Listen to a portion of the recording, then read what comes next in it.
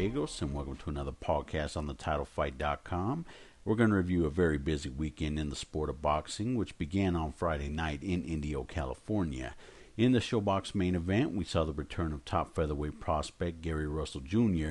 taking on Roberto Castañeda in a 10-round bout. This is only the second time Russell has fought this year due to injuries.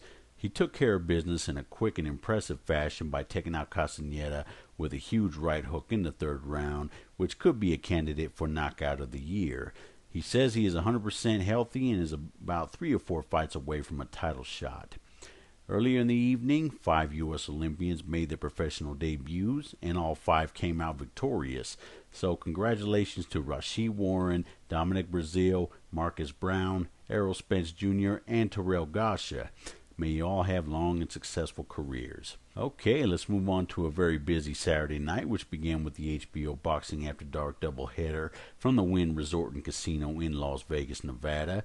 In the co-feature, top junior lightweight contender Miguel Mikey Garcia took on Jonathan Barros in a 10-round bout. Garcia was originally supposed to face title holder Orlando Salido. However, the fight was scrapped due to a Salido injury to his right index finger. Garcia, who fights out of Oxnard, California, and is trained by his brother Robert, is not a huge one-punch knockout fighter. He does tend to start slow and pick his opponent apart round by round, and it was once again the case in this fight. Barros, who fights out of Argentina, was hoping to be another spoiler. However, it wasn't the case. In the 8th round, Garcia landed a great left hook that dropped Barros on his face.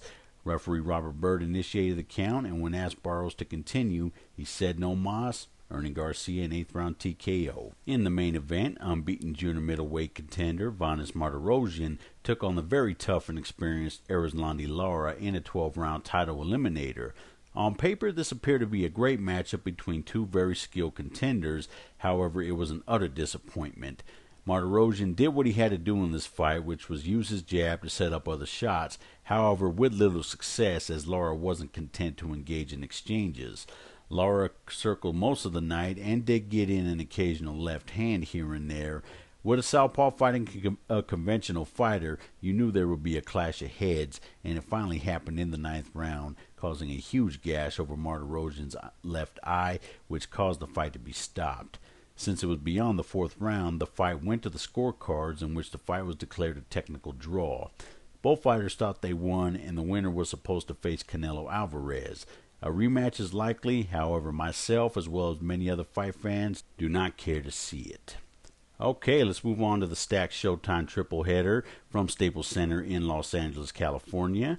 The evening began with the return of junior middleweight contender Alfredo Angulo taking on Raul Cazares in a 10-round bout. Angulo hasn't been in the ring for almost a year due to immigration issues, which left him in a detention center for over 7 months when he should have been there for only a few days. He was finally released and continued with his boxing career, adding new trainer Virgil Hunter. Inside the ring, Angulo wasted no time in taking out his opponent, who was tailor-made for him. Less than a minute into the fight, Angulo landed a huge left hook that dropped Cazares, causing the referee Jose Cobian to immediately stop the fight. So a good comeback win for Angulo, who looked very impressive in the ring. We all look forward to seeing him fight again in the future. In the second bout of the evening, the very exciting and explosive IBF bantamweight champion Leo Santa Cruz took on Victor Zaleta in a 12-round bout. Santa Cruz, as we're used to seeing him, came out and applied the pressure from the opening bell, landing a lot of hard shots to the body and head. Zaleta, who was a former 115-pound title challenger, was game and hung in there with Santa Cruz. However, Santa Cruz's relentless pressure told the tale of this fight, and he would eventually score a 9th round TKO.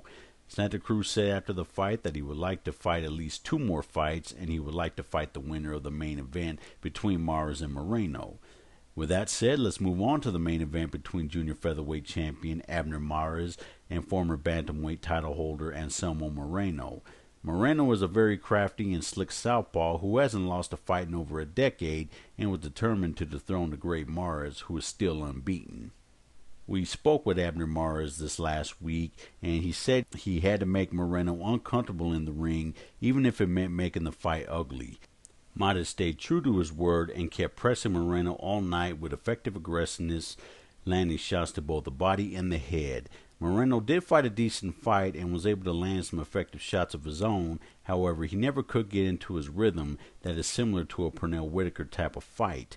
Mares was able to knock Moreno down for the first time in his career with a right hand in the 5th round. The end result will be a unanimous decision victory for Mares in what was a crowd-pleasing fight. During the post-fight interview, Mares said there's only one fighter he would like to face, and that is Nonito Donaire. When asked about fighting Leo Santa Cruz, he said that he would be taking a step backwards if he was to take that fight. Mares Donaire is the fight we would all like to see. However, with the ongoing feud between Top Rank and Golden Boy, it may not happen. Let's all wait and see what happens in the coming months. Now, before we end this session, we want to pay tribute to the great Carmen Basilio, who passed away this past week at the age of 85. He was one of the true blood and guts warriors of the 40s and 50s, and he waged some of the most memorable wars with the likes of Tony DeMarco and the great Sugar Ray Robinson. Rest easy, champ. We're definitely going to miss you. Well, that does it for this session, Fight Freaks. Until next time, this is Steve Gallegos. Have yourself a good one.